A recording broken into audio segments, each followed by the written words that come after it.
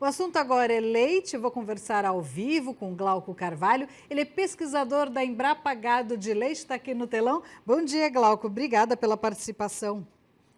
Bom dia, Renata. Prazer aí estar com vocês aí no programa. A gente estava falando de grãos agora há pouco, né? Trigo, um pouquinho de soja. Parece que não está ligado, mas diretamente tem ligação com os produtores de leite, principalmente por causa dos custos de produção, né? Certamente, esses são o custo de alimentação do rebanho, né? E aí a base do alimento concentrado é milho e soja. Esse é o grupo de maior peso, né, no custo de produção de leite nos diferentes sistemas. Antes da gente falar dos custos diretamente, vamos falar como é que foi 2021 para a produção de leite, para o produtor de leite. Foi um ano bem desafiador, né? Vamos dizer assim, porque a gente começa o ano com uma demanda muito fraca, né? A demanda foi bem o diferencial do ano. Quer dizer, a gente teve o 2020 com os diversos problemas que a pandemia trouxe, mas houve uma injeção de recursos que ajudou muito o consumo das classes de renda mais baixas.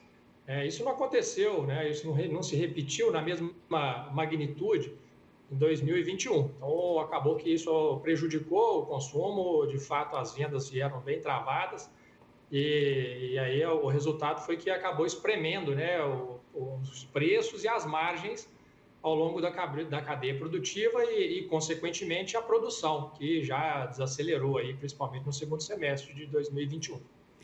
Nos últimos meses, nem com aquela ajuda do governo, aquele auxílio emergencial, eu não lembro se o nome foi auxílio emergencial, mas a gente teve uma ajuda do governo, isso também não ajudou o setor? Ela tem o seu lado positivo, mas o volume não foi um volume tão expressivo quanto a gente teve em 2020. Né? Então, e aí o que acontece? Quando a gente começa o segundo semestre, é um período onde a produção brasileira de leite, sazonalmente, ela cresce, né? Com a chegada das chuvas, o período de safra, então você tem um volume de leite que aumenta. E esse volume não foi sendo absorvido pelo mercado doméstico, mesmo com uma importação mais baixa. Então, nós tivemos menos leite entrando via importação, menos leite sendo produzido quando a gente compara com 2020, mas ainda assim nós não tivemos uma demanda que sustentou, né, essas cotações. Nós vimos o mercado atacadista, né, de leite UHT, de queijo mussarela, de leite em pó, todos eles recuando, apertou a margem na indústria de laticínios e, consequentemente, apertou também no produtor que precisou conviver com custos em aceleração.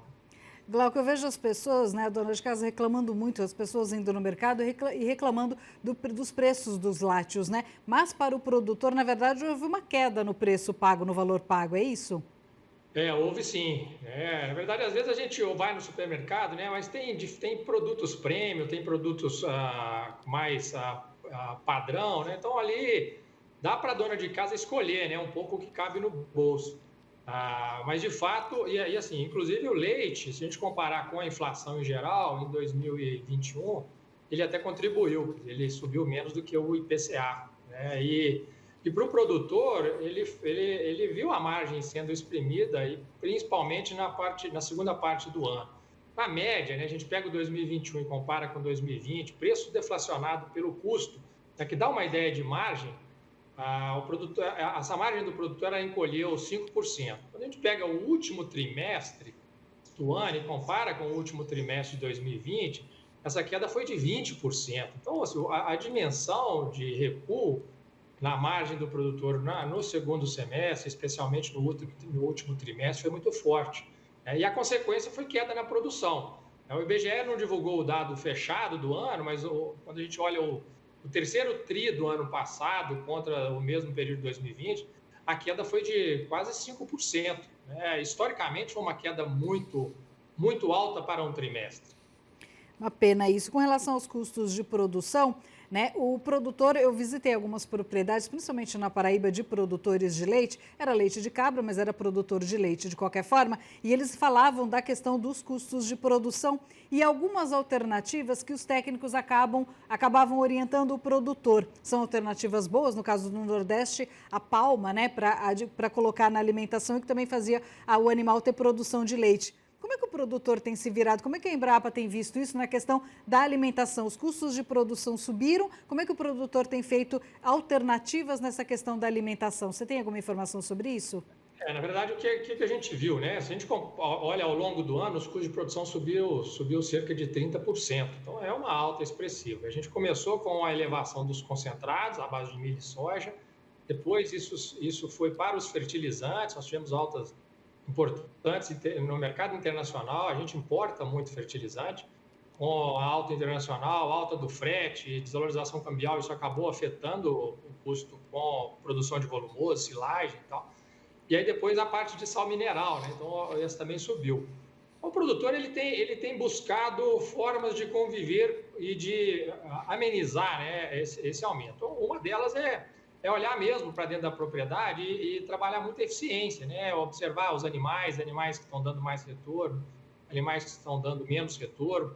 E aí ele tentar descartar esses animais que estão dando menos retorno, até aproveitando, né, a alta da arroba do boi. Isso aí é uma oportunidade para descartar, por exemplo, animais que têm mais problemas.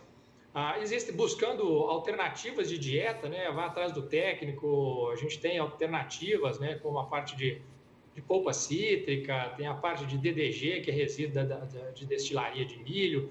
O produtor busca um pouco isso aí e obviamente, também trabalhando, seja junto com a cooperativa, junto com o laticínio, ou junto com outros produtores, a fazer compras, né? Compras antecipadas, buscar compras em volume maiores, né? Porque aí acaba conseguindo um preço melhor. Então, são diversas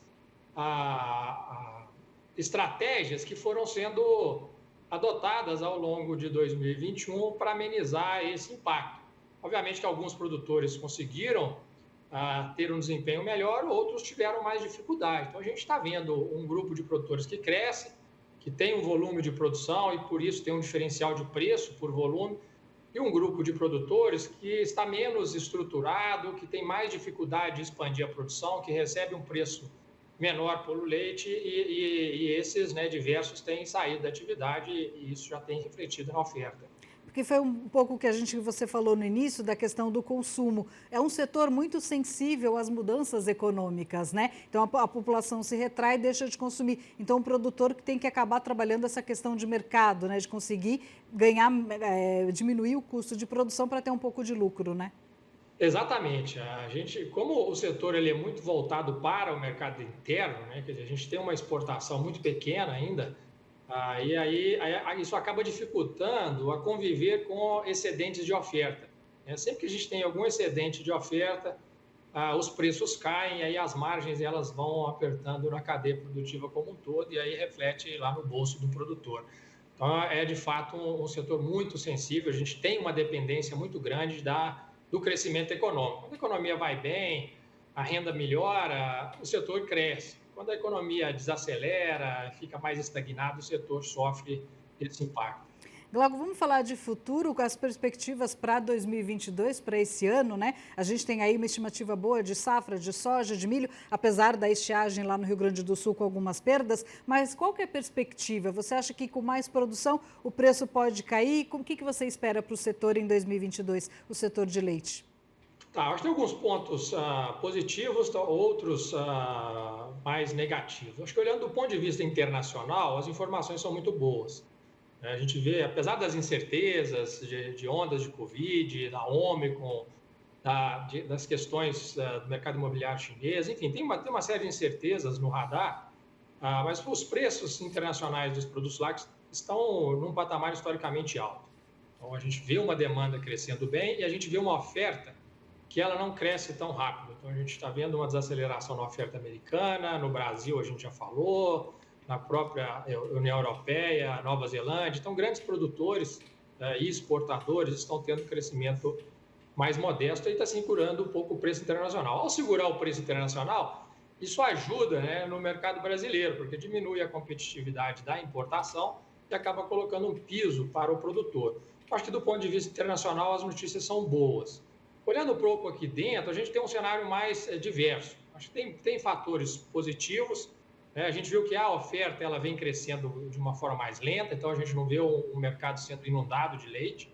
A gente vê um mercado de trabalho também recuperando, apesar da renda do trabalhador, quer dizer, os dissídios não serem maiores, a inflação estar corroendo um pouco essa renda, a gente vê uma melhoria no nível de emprego, né? O desemprego continua alto, mas a gente vê uma melhoria no mês a mês. Do lado dos custos, da mesma forma, né? Os custos eles seguem no patamar mais alto, acho que essa é uma questão que o produtor está tendo que conviver nesse momento, mas a gente tem uma safra, apesar dos problemas climáticos, tem uma perspectiva de safra melhor de grãos, isso tende a, pelo menos, colocar um certo teto, né? A gente viu uma escalada muito forte dos grãos nos últimos 2 anos.